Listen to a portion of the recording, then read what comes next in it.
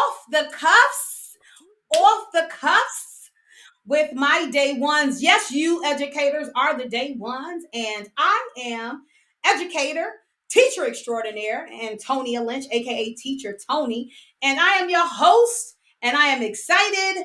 We are here for another great podcast with another great educator, and I'm just super excited to welcome you all to the Global Educators Movement, where educators are the day ones, and we're working to change the vision, view, mentality in education, one pillar at a time, because we can't try and pile it all up and think it's going to happen. No, we have to unpack this here, unpack it like we do standards, and we have to prepare and plan and see what we can do to make some changes because we're making these changes in education. It needs to happen. So we want you to prepare yourselves, uncuff from the norms, uncuff your thinking from negativity, and just listen to this candid talk. Now, remember, educators all have unique voices because they're unique people. They are going to have unique experiences because they're from unique settings, meaning whether they're special education teacher, a general education teacher, they are art teacher, a media teacher, whatever the title they have different experiences and different voices. And we want to make sure we celebrate all of their experiences and voices and we hear them out. So some of you may say, oh, well, I don't relate to that. Well, maybe not if you've never worked in an urban environment. Or maybe you wouldn't understand it if you worked in an urban environment or urban suburban or suburban program. You wouldn't understand. So we have to share out our experiences so we can find some commonality in what we're doing, but also so we can look at some of the differences and see if we can find solutions. You know, when we have other voices, other people looking in, we can talk and find other solutions that could possibly be beneficial. And that's what this is. That's why this platform is here, to talk candidly, to look at each other and say, look, this is what's going on in education over here. And it may not be happening over there, but over here, this is what the general consensus is. And we need to fix this. And so tonight, we're ready to let it go, and so get on track, please, and let's talk about this. Let's talk about this thing, especially this thing called expectations. That's what we're going to be talking about, this continuing this conversation of expectations. And today we have a great educator, Rhonda Crittendon. Rhonda Crittendon, how you doing? Hello, hello, Yo, hello, boo, boo. I love you. How you doing over there, sis?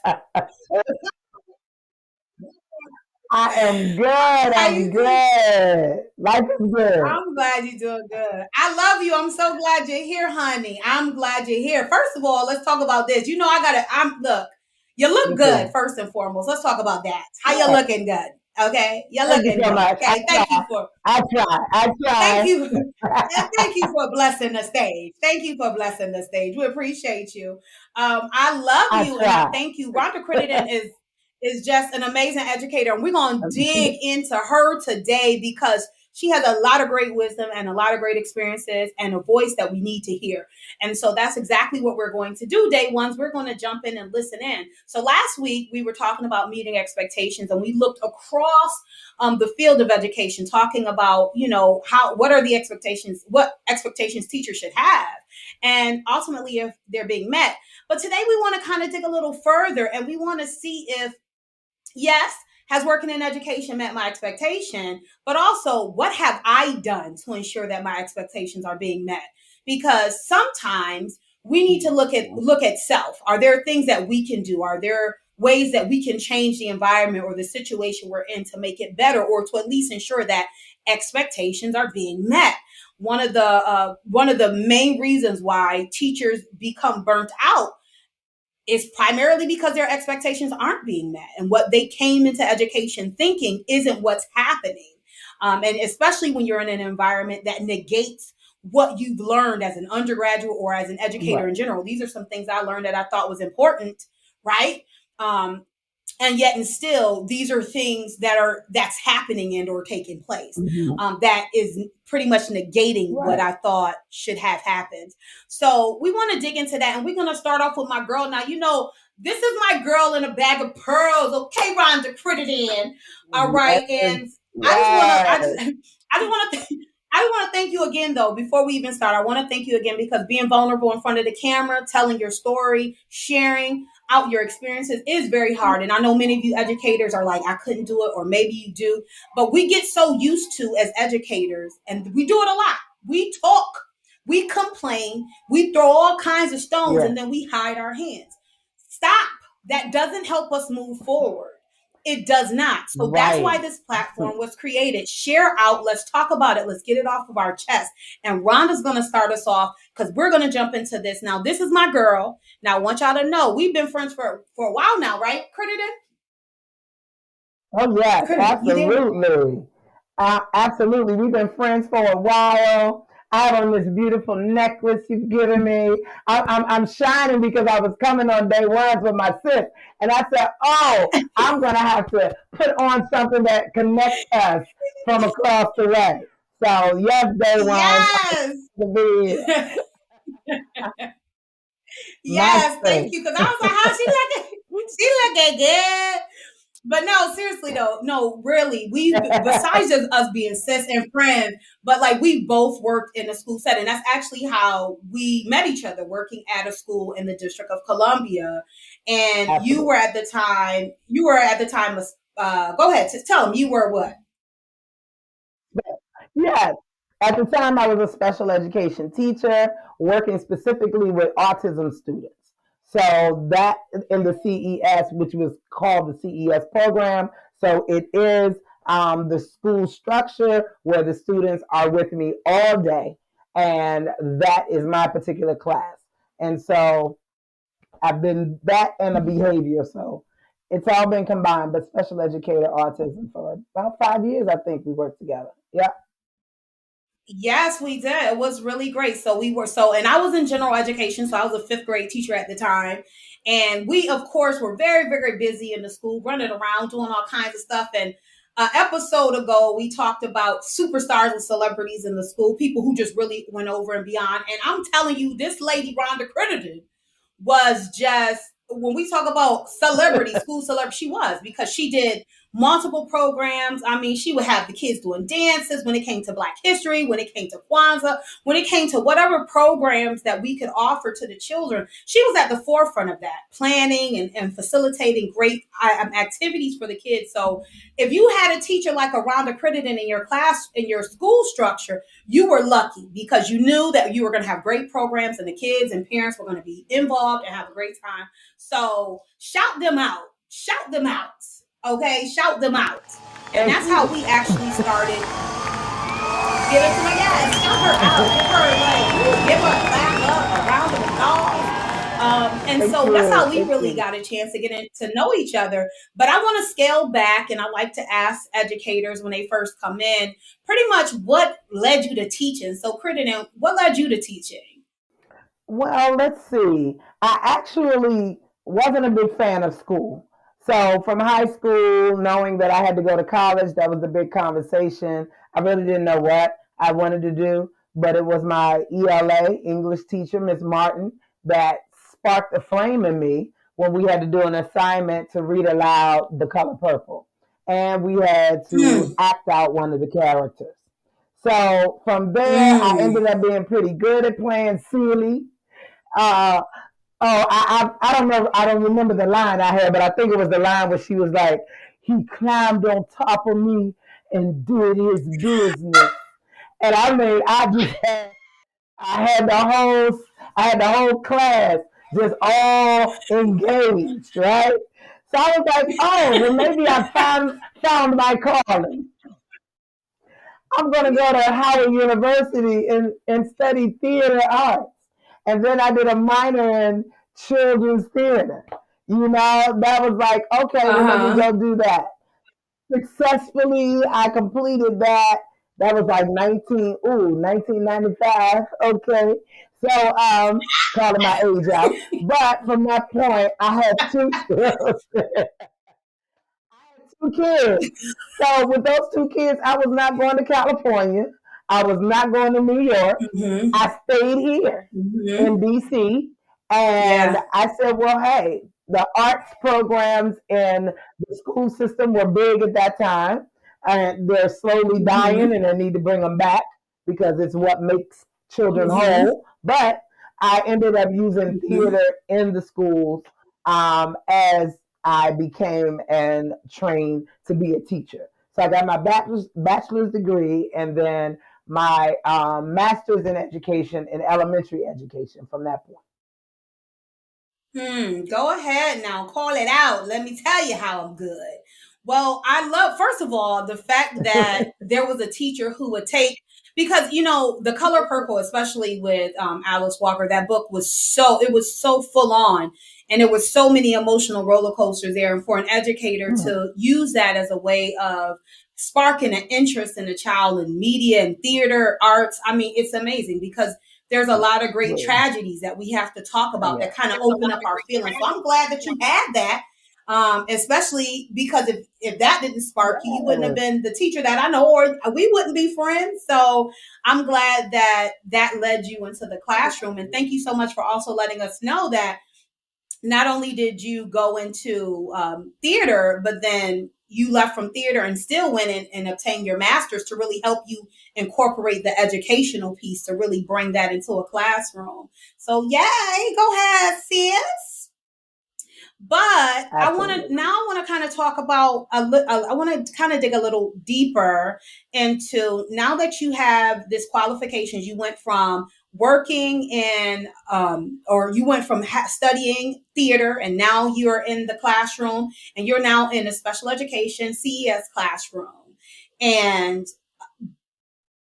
I know it's quite different working in a general education classroom from a special education classroom. But realistically, did working in education meet your expectations after changing your field and changing all of what you wanted to do? And instead of being a theater or going to California, New York, now you're an educator. Did it meet your expectations? That's a great question. Um, I would say I've taught for at least 15 or more years. And initially I didn't know what to expect. So because I didn't know what Mm-hmm. to expect, I followed the system. I followed what was put in front of me as being the standards in which we would teach as a teacher. And as I became more familiar with that, I started to see that, some of these expectations really do not align with how instruction is delivered in the classroom because it's so different from what you're asking me to do based on the varied levels of my students in the classroom. And I can't Mm-hmm. possibly meet these standards you're holding me to when the classroom looks very different from what's in black and white on your paper as an administrator. So I found that these other Mm-hmm. entities that started impacting my ability to teach, and the Mm-hmm. autonomy that I had and the creativity that I had as a teacher, they all began being slowly drained out of me because of the standards that were in place for teachers in terms of evaluations and across the board. I ended up not being excited anymore about teaching. And so my expectations towards the end ended up not being met. I couldn't stay the teacher that I wanted to Wow. be.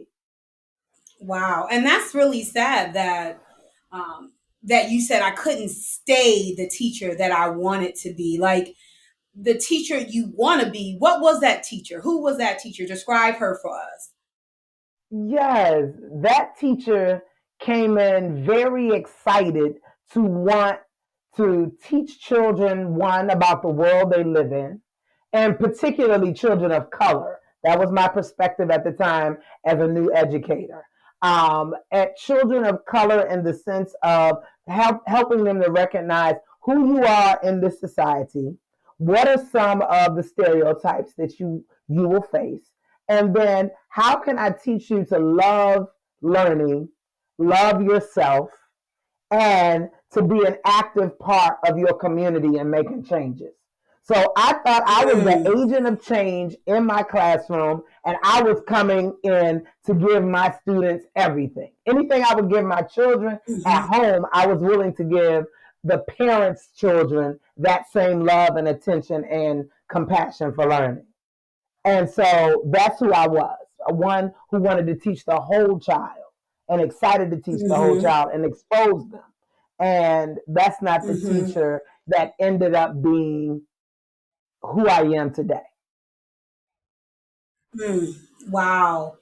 That's, it's sad because although that you had this view of what your expectation of what you should have been or what you were as a teacher coming in, that changed as the system began to take a toll on you. So I remember working in this, as we're all in the same district, we're all in the same school settings, and a lot of that toll does take it just takes this weight, and it changes your mentality. It causes a lot of ill feelings. How specifically did you feel? Because your dynamic is quite different from a general education setting, because you're in a setting where these children require additional scaffolding. They require additional supports from even outside of the classroom, from specialists, whether occupational therapists or speech pathologists,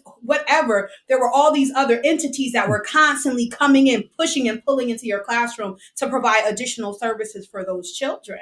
So, how did you feel when expectations Mm-hmm. were set to this general cookie cutter standard, and you found that it wasn't really beneficial for the kids? How did that make you feel? Um, One, I had this, and I would call it, looking in hindsight, an illusion that because of those type of students that I was teaching, that I would automatically have this level of autonomy, because it had to be clear that my classroom and its structure and all of those things that you named that were impacting the classroom didn't look like the general education structure that existed in the rest of the school. So I had this illusion that I had gotten this autonomy back because my classroom looked different. I just knew that this paper that they kept coming into me with did not match what my classroom looked like. And I also wouldn't be able to meet some of those standards because of the level in which the students were on. So I was clear you all didn't Mm-hmm. even have an evaluative tool that really matched mine. So what happened was, because that was the standard, I began to be evaluated from that cookie cutter structure. And then that began to make me feel self conscious, as if I was not able to teach these students and meet the requirement necessary to deem me as an effective teacher. So I lost my self Mm. esteem through that, and I had to keep fighting and trying to prove what they should have been able to see with their own eyes, but couldn't. So Mm-hmm. fighting to prove it, in the midst of that, feeling devalued, right? Like you are not Mm-hmm. valuable here if you're not able to meet this standard. Then there's a wall here that's happening. So then Mm-hmm. I found myself conforming so that I could get the effective teacher and the highly effective Mm-hmm. rating. And then that Yes. began to take a toll on how I taught as a teacher to these students, because I was teaching from a perspective that I knew it would be hard to kind of reach them. So it almost wedged a wall in between me as the teacher, the special educator, and the students, because I had to Mm-hmm. teach from what the administrator was looking for and not from the autonomy of what I knew was going to be best for them and the best approach. Mm-hmm. Yes. So, Wow. It's I hate I hate that you said like it how it affected your self esteem, and that it kind of drove a wedge between you and the students. That's kind of a really, it's a sad feeling.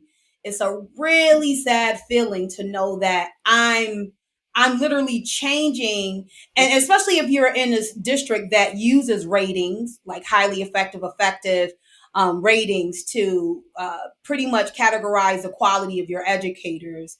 And just having an effective is like a three. So it's just like that you're just making it right between a three and a 3.4 point, a 3 0.49 or whatever, right? So as soon as you hit the 3.5, you're highly effective. So to be considered effective, which is what pretty much anyone, especially if you were in a Title One and or extremely one of our schools in a low performing region, right? So many of those teachers weren't given the opportunity to be highly effective, or even though they struggled with some of the most deficits, they struggled with some of the worst behavioral um, issues because of the needs and some of what was going on and a lot of the chaos that was seeping into the schools because of the community around them, the violence, the so many other things. And I mean, some of these schools struggled, and yet teachers who deal with the absolute most were not evaluated correctly. They were evaluated as if they were a teacher teaching from or holding standards for a classroom where children who are extremely well behaved, they are not having any reading deficits or math deficits or any deficits at all. They are perfectly performing students who you can set out to do one thing and they will do it. So we're not talking about children with attention deficit disorders or trauma from the home, ACEs. So we don't consider those when we're looking at the evaluations that are put in place for educators. We just have this framework, and that's what the framework says. And you need to do this. And if you're not doing that, then you're not a good educator. You're not highly effective. You're just effective. And some of us would be considered less than effective. Developing, I believe it was called. So you would be called considered developing just because you didn't follow the Right. framework.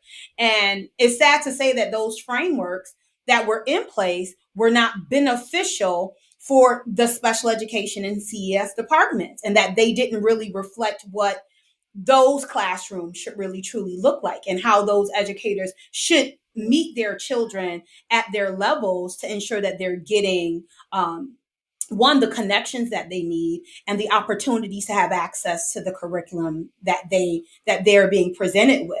And so it is really hard, and it does make you feel it just makes you feel terrible as a teacher to know that here I am, I'm working really hard, and you just said because I didn't do this on your checklist that the kids didn't learn, or because this isn't done, Right. that I'm not an effective teacher. Like I'm not effective because I didn't do that, and that it definitely puts a rain on your parade in a sense. So now that you decided that it wasn't meeting your expectations, so what did you do? Like what was the next move then? Like besides it's not meeting my expectations, and well, one, let me go back, I just want to recap. One, you went over you're changing who you are, you're changing your style of teaching, you're getting rid of the holistic whole child approach to teaching, and really trying to pretty much conform to the cookie cutter way of teaching. So now you're doing that. And so, but that doesn't meet your Right. expectations. So And what do you do? Like, what do you do? so with that for me, after what, 15 plus years, I decided enough is enough. And I found that in not reflecting about those changes that were happening along the way, that were slowly changing who I was initially as a teacher, I found that put me in a position of really having a lot of anxiety. So I just left. I left. I can't do Mm, it. The anxiety level was too much. So I decided to just jump the ship, right? mm, And when I jumped the ship, I knew that I still loved teaching. And because I still love teaching, that led me to think of what would the solution be for me to continue to impact children, and in what way could I do that? And then I started a hmm. business from there. Wow. Okay. All right. Okay. So wait, hold on.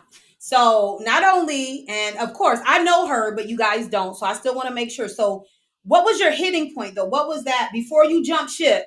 What was the like last straw that you said, listen, I got to go and I gotta start my own thing. I'm tired of this. What was that? What was the like that final straw?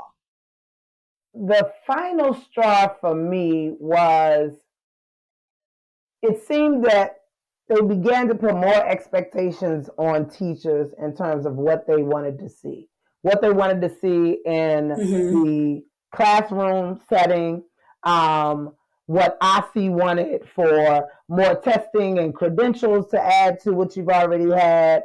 It was just a combination of those two dynamics that were happening. I was also involved in a changing administration within the school, which did its own ripple effect throughout my school that I had been in for 2 years. So you had all three of these dynamics happening at one time during a closing of a pandemic school year. So with all of that just Mm, combined on top of each other, I just said I won't return. It's mm-hmm. all too much now, and I'm getting further and further away from loving to teach my students in the way in which I wanted them to learn from me from when I first started. And so I had to Mm-hmm. step back, and my stepping back means that I had to leave and step away. Wow. So now you left, you stepped away. So so now you said you started a business. Tell us about your business. What kind of led you to start the business? What was really the catapult or the jumping point that really helped you to say, okay, well, I can do this. This is better for me and it will help align me with who I was initially as an educator. So how did you get into opening up your own business? What really led you to that idea? Well, what you know, Antonia, is that being an awesome teacher, right? You call the superstar teachers, you begin to develop relationships with parents. Parents begin to love you. Parents begin to communicate with you about some of the things that they wish their child had more access to, or what they would want their children to do, which did not fit in the capacity or the limitations or structures of the school system itself. So my Mm-hmm. students, my parents began to talk to me about what they additional things that they wanted for their child in terms of that whole learning structure and environment. So from there, I Mm-hmm. took what they said about also in the metropolitan DMV area, right here locally in DC, there weren't enough autism teachers, autism programs, and things of that nature here. They were all in like Bethesda. They were in areas in which, if you were traveling, most of the time, DC is heavily transportation driven for parents. Then there's no way for them to get to that particular location. So I Mm-hmm. decided that, okay, I'll develop a enrichment tutoring program that will then allow me to continue to work with those students outside of school or after school, Mm-hmm. to then impact them in a way that the parents would then feel comfortable about their developing child, and they would feel comfortable asking me questions when they felt apprehensive or they were feeling as if, oh my goodness, I don't know how far my child will develop, or will they be able to develop into lifelong learners Okay. like we want them to be. And so with that, I took it upon myself to say, oh, absolutely, this will be an opportunity where I can freely and creatively return back to that teacher that wanted to impact the students because the parents trusted me and I knew it was something they needed. Wow. First and foremost, that like kudos to you. I mean, again, superstar teachers do have not only the ear of parents, but they have the support of parents because parents understand exactly who you are and they appreciate you and they love you. And that relationship is built because of the quality of that educator. So the fact that you were not only a superstar teacher, but it showed because you were able to take the ideas and the wants and the needs of your students and their parents and whip it up into your own business. And here you are now with the business. What is the name of your business? Yeah. Tell us about your business and give us more details because we want to know, because we want to understand how. Where did your mind, besides now that you've listened to parents, you fed up with school, you see that the service is that you could provide this service because you have the skills and capacity to. But what tell us about your business? What exactly is the name? What do you do? What do you offer? So we can kind of even hit you up and seek you out if we need to. Use you as a resource for parents, especially if there's parents who need some resources. We can link you up. So tell us more. Absolutely. So my business is called Aya, AYA, Willing Workers. And Aya is a Indigenous symbol out of West Ghana, West Africa. So, with that being said, that particular symbol embodies the development, the forward movement of um, of just growth and development. So, I utilized Mm-hmm. that, and I connected it with willing workers. That ended up being my lineage as my 93-year-old great great it was a great great grand aunt or grandma that told us the story about the willing workers, and they based that book off of our family, who were Oh, educators, who wow. were laborers. So they were the people who were the willing workers. So I put that in Wow. perspective of knowing that I was a person that was willing to do the work that needed to be done for children. So from there, Mm. I just created this tutoring program that then supports not only the child's needs but the parents' needs as well. So I Wow. provide consultation for what they need as well as academic extended enrichment outside of school for them. Hmm. And is this specifically, and I don't want to say only, but is this specifically catering to students and families with children with autism or with any special, or is there any other special education categorizations that are offered? Or is it for Mm. all students, even with general education as well? Can you be a little bit more specific about that? Yes. Now, businesses are growing entities. So currently, Mm-hmm. I am working with autism students in particular because that's where I left. Still within special education, but autism specifically with that particular disability I'm working with the plan of extending to all other disability categories with special education period for students. So, Okay. yes, my Okay. current Awesome. um, group or clientele will be autism. Hmm. Well, I think that's beautiful because, again, like you said, there are very, very few programs that do cater to families who with children who have special needs.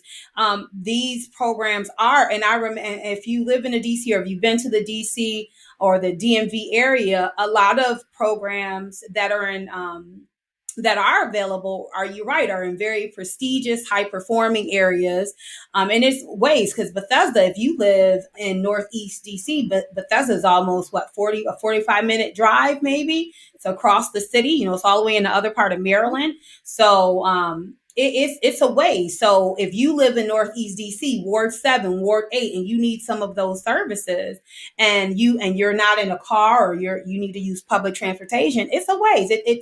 It does require a lot more for you. And so if there's few services, it's great to offer service because there are tons of services for general education, tons of tutoring. But when it comes to children with special needs, it's important that those services cater to them, and that there's quality educators who understand. And like you said, not only provide the service for the students, but you also provide the service for the family, how to help the family, how to build the support for the entire structure, the family structure in general. So I love that. Kudos to you, sis. Okay. First and foremost, Thank kudos to you. you. That is Yes, awesome and thank you. amazing. I love it. I love that you started Thank your own business. you. And I hate that you had to experience literally you had to have a negative experience in education.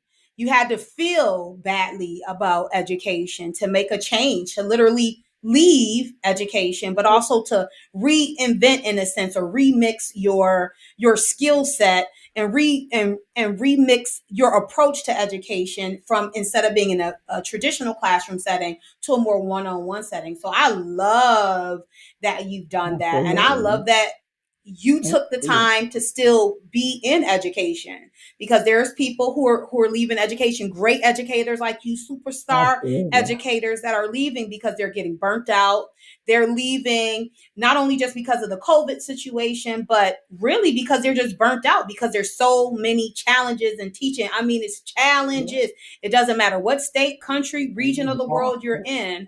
There's a lot of challenges in education, and those challenges, especially living in the United States, where the level of respect for teachers is at like an all-time low. All you see on TikTok, every time you pull up Absolutely. a Instagram post, there's a some sort of negative view of education, especially educators. There's always something negative.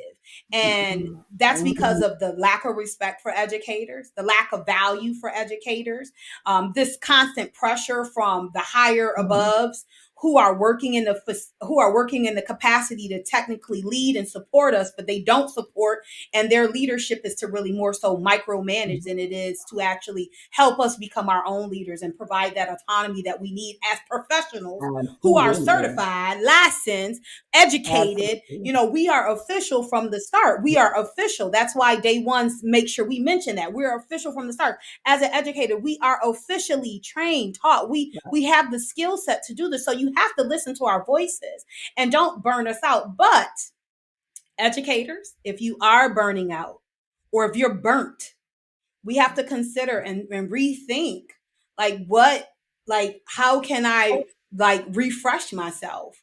And I'm glad that some of us and some teachers are saying, hey, listen, this is why I love education, but this is what I'm going to do in education, because this is where I can make a difference, because this particular environment may not work for me, but this one can. So let me try my hand at this before I totally walk away, Exactly. because some of you, we need you, we need great educators, we need superstar educators Right. to really help these kids. And I'm telling you, Crittendon, any last words? I mean, before we get ready to go, because I'll go on. I love me some educators.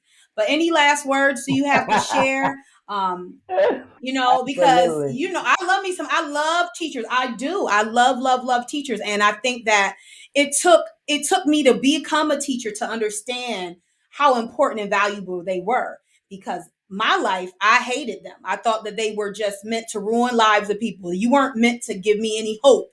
And it took me meeting great educators, and it took me becoming a great educator to understand how much hope you instill, how much passion, how much examples we set in the classroom daily.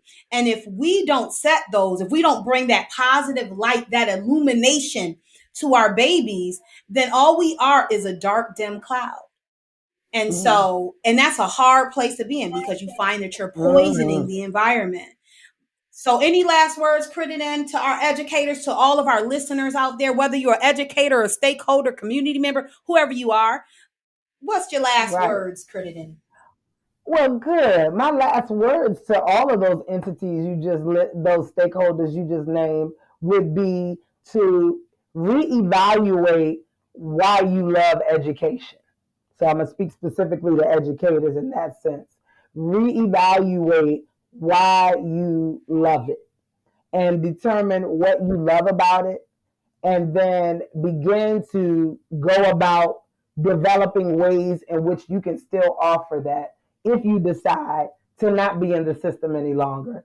Because it is possible to make a living from that if you tap Mm-hmm. into that thing that you love doing, because it's something that is greatly needed. So educators, Mm. don't Oh, I don't like don't that. don't be discouraged. You can make a difference outside of the classroom. Mm-hmm. Yes, I love that. Oh, I love that. That's some great jewels, because I love that you said you can make money off of what you're good at doing, especially if you love it, right? If you love teaching, you can Yeah. definitely make a living, make money, and you do not have to be You don't have to be damned in a sense to work for a district or work for bad administrators. You don't. You can still enjoy the field of education and what all education has to do and use the skill sets that you have to make something. And Rhonda Crittendon is an example of that. So highlight your sis. I love you so much, and I thank you so much for being a part of this here today. Um, Thank Thank you you, so thank much for you. sharing your voice and your experience. It means so much to have great educators on our platform and sharing their voices. Again, educators' voices are very diverse, they have their own situations that they go through, and we need to listen. Take heed, understand what's going on in these classrooms, parents and stakeholders. Know what's going on with your teachers. Ask yourself, do I really know what's going on with my teachers? Do I really know? Because here's the thing, remember, these are people who are with your children. 8 hours a day, 6 hours for some, 8 hours for others, depending on how long you have them. If you're in aftercare, before care programs, these are people who are with your children every day. And imagine these people, if they're not happy or feeling that they're fulfilled in their choice of career, then some of that will rub off in such a negative way on the environment, on your children, even on the relationship with you. And so we have to check in with our educators. Use these platforms. Listen in on what your teachers are going through. Ask your teacher some question. How are you doing over there? She's a human. He's a human. These teachers are humans, Yeah, people. Talk to them. How are you? What's going on? What are some of the things that we have that I can do as a parent? What are some ways that I can build with you? Ask these questions because you're leaving someone, you're entrusting someone with your child. So you want to yep, entrust that they we are sure are. positive. They are bringing a positive an example to my children. And you have the voice and the right as a parent to ensure that. So make sure you're talking with your teachers. You give them love and respect Mhm. because they need it. Because they're going to put that same love and respect you have for them back into your children. If they love what they do, it's going to show. It's going to show in the Yeah, classrooms what the kids learn, their excitement and willingness to come to school, their yeah, willingness to get up every morning. Like when children are not wanting to go to school, that's because they don't like what's going on there. That's usually a clear sign that I don't want to be there. But if your right. kids are getting up, they're ready to go to school, they're excited, it's because of what's going on in that setting. So make sure you're checking into the setting, check in with your Absolutely. teachers, see how they're doing so that you can make sure that your child is destined for a great future. That's how we ensure it, right? But anywho, I don't want to keep you long. Again, I thank you so much, Rhonda All Crittenden. right. Shout her out. Shout her out. Thank you so much for She joining us will, again. This is sis. not Listen, this isn't the last time. This is never the last time to see your face. So I Right. definitely will have her on more, hosting with us, talking more with us, sharing Absolutely. more with the audience and other educators, especially. We will be seeing her more. And to our listeners and our viewers and everyone who's leaving comments and just subscribing, we thank you so much for helping this Yes. movement, for pushing this global educators movement. Remember, here at Day One's educators, you are the day ones, and your voice matters, and your You voice go. lives here. So please make sure you continue to like, follow, and subscribe to all of our social media. And until next time, day ones, the mic has been dropped. Boop.